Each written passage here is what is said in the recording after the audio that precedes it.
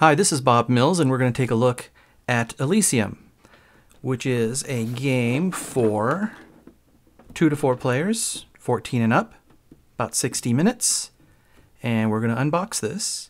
I've already taken the shrink wrap off. We're also going to be taking a look at some promo cards that came with this particular set that I got. Have a contents list here on the back, which is always a nice thing. But taking a look at the box, the way it comes from the store, you see it's not fully nested, but that's not a problem because the shrink wrap held it all together, and that is because the punch board takes up that extra space, and once you punch it, it's gone, and then everything has a location inside that we're going to see here. So that's pretty cool, actually, because then things won't be rattling around. You won't have to keep the frame of the punch board in order to keep everything spaced properly. We've got a rule book here.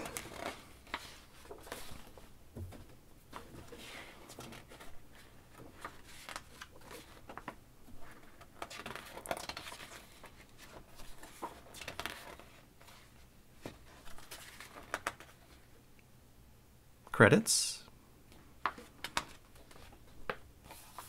Key to the iconography in the game. Some rules you may forget. There they are. We have a reference to the cards. The various, what are these called? Families, I think they're called. I could be wrong about that. Haven't played the game myself as of this recording, but I've seen it played, and it looks really good. Well, no matter. We have Apollo, Athena, Ares, and so on.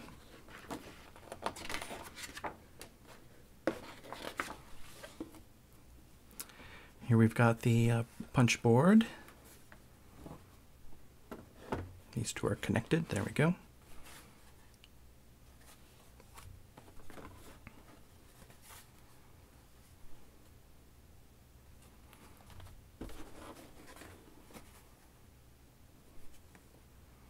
We'll catch the light on it here a little bit.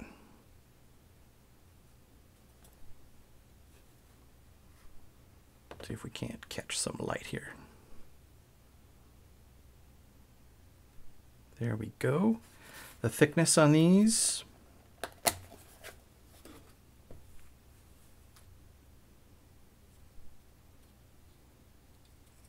They feel really good.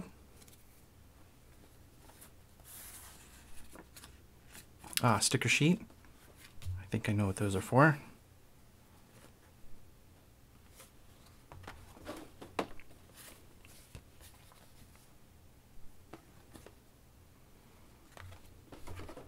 The artwork in this game I really like. I think it's really nice.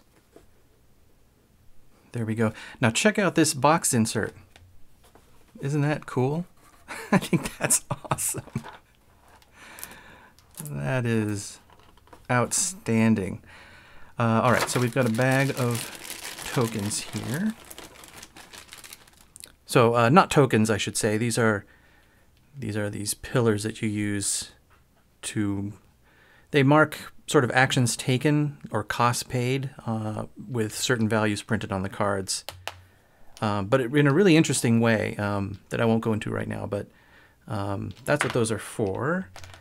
And these are the stickers that you're going to apply to the ends of these. So these are just self-adhesive stickers. Now we're taking a look at the cards. 2 bundles here.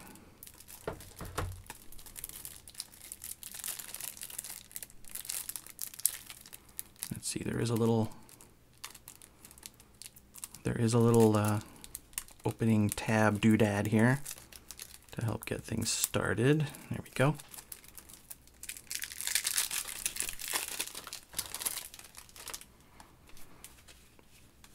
All right, let's take a closer look at the cards. All right, so here we have the 2 card bundles opened up now. We can take a look and see.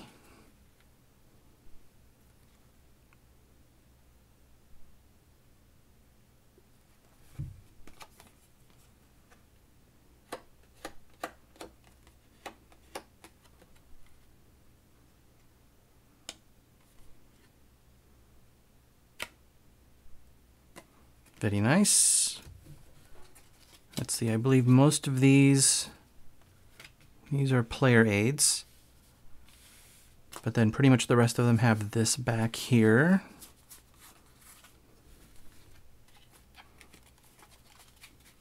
And I believe the card in this orientation still has a use. This is, I think, called a citizen when it's this way. But when it's this way, of course, that's where the real meat of the thing is.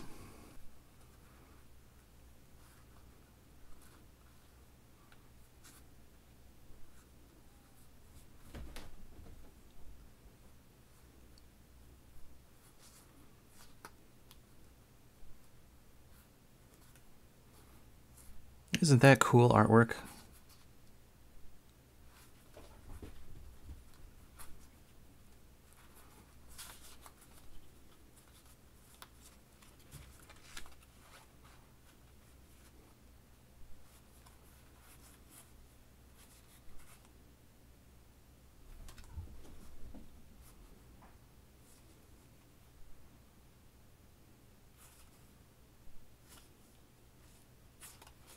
I like it. So the card here has, these are card levels of some sort. This is sort of the family they belong to. Again, I think it's family, Athena in this case. And this is how many of these you need to have in order to obtain it. You don't actually have to have the red one. No, I'm sorry. You have to have the red one in your possession, but you don't have to spend the red one. You can get rid of one of another color in order to actually two, I guess, because this takes... Anyway, I'm not going to go into all of that, but let's just say the cost is up here. This symbol here indicates when the power can be triggered or when it is triggered. Some of them are repeatable, like this one. And then down here is the effect, and many of these, they have one that affects you, and then one that affects all the other players. So some of these have these dual effects, others do not, like there's another dual effect there. Some of them, they only affect you or they only affect the other players. Like this one, no effect to you, but this one here says all other players discard 1 gold. So that's what the tidal wave does. So anyway, there's a set collection component to this also. You either are collecting things with the level of the card or a sequence of numbers, 1, 2, 3 of a specific family, that kind of thing. And but you only add them to the area of your table, of your tableau, after you've decided to stop using whatever power is on here. So there's 2 halves to it. So that's it, just sort of in a nutshell. Here's the other block of cards.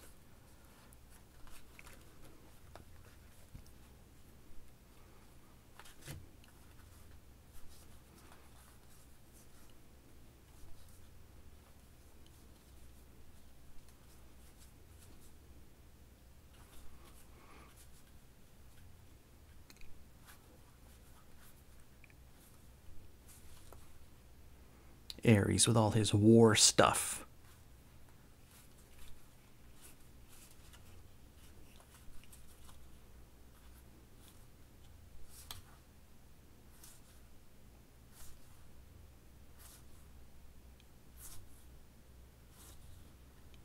Okay, so this is just a small version of the full setup. You'd probably space this out a little bit more, but I wanted you to be able to see the detail.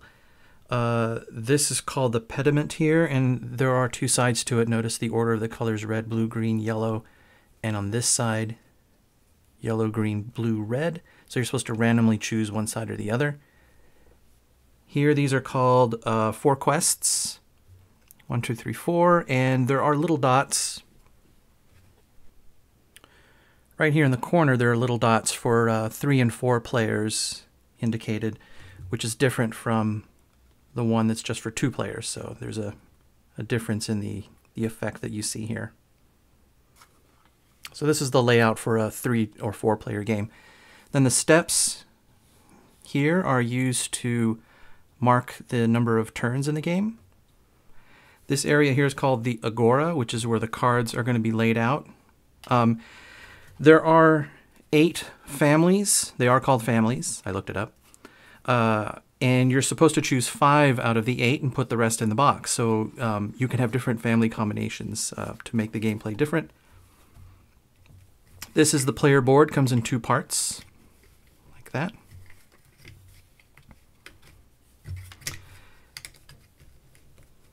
And again, certain cards have effects when they're on this side, and then on this side is where you're starting to collect sets. But here, I've not put the stickers on them yet, but here's where these markers go. And you can keep your gold here, and your victory points here. And that's all there is to it. Oh, on this end here, there's a cutout. This is where you have player 1, 2, 3, and 4. And obviously that's going to change throughout the game, but this is where this marker goes so that you can keep track of who's what. And when it's all laid out, it looks really impressive. It looks really nice. All right, let's take a look at those promo cards. Okay, now we're going to take a look at the 8 promo cards that I picked up with the set. One thing I did check is each family, and there are 8, is drawn by a different artist. So that's kind of one of the neat things about the setup, is that the art styles are very distinct because they are done by different artists. But within the family, within each set, it's the same artist. So they all just kind of have their own look and feel. That's pretty neat. So this is the promo card here. And in this case, this is the family is Athena. We're going to go over the first 5, the ones that are used are the recommended families for a first-time playthrough. The instructions refer to them right here. So we'll start with those 5 here. So here we have the Goddess of Wisdom in the Athena family. Here, I'll keep the promos on the right side. There are actually 2 copies of Charon here. And this is the promo. And of course you can see it's the same information, it's just reconfigured, and it's got this all over art here.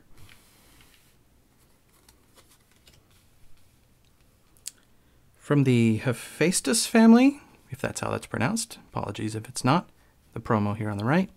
This is another one where there are 2 copies, so presumably you would replace one of them with the promo.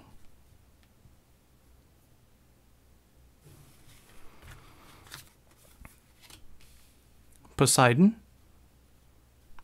god of the sea.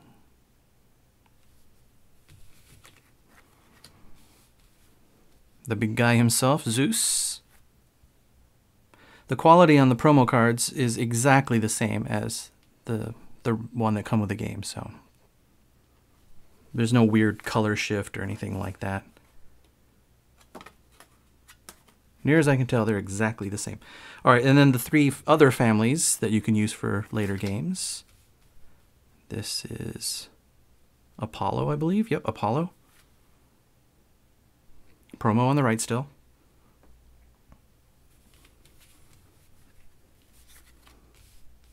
And Ares.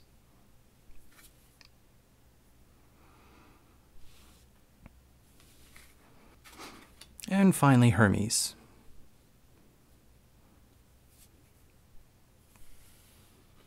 And finally, to wrap things up, there was one other wooden piece that I didn't show, which is just a simple wooden disc, which is used to track the turns in the game. So it's just a little wooden disc. Goes right there. Haven't finished punching out everything, but I wanted to show you with each family's deck put into the insert. That's how much room you have left, so that's really not a problem. And who knows, maybe expansions down the road. Probably not additional families, but maybe more cards to choose from. I'm not sure what the future might hold. And with the punch board out, let's see if I put the rule book back on. And the lid. And we see that it seats more or less normally. Actually, it sticks out just a tiny bit. But really no more than your average game would. So there you go. That's Elysium. Thanks for watching. If you are a game designer or publisher and have a game that's in any stage of production and would like me to create a video for you, please click on the link on screen now or in the description for more information.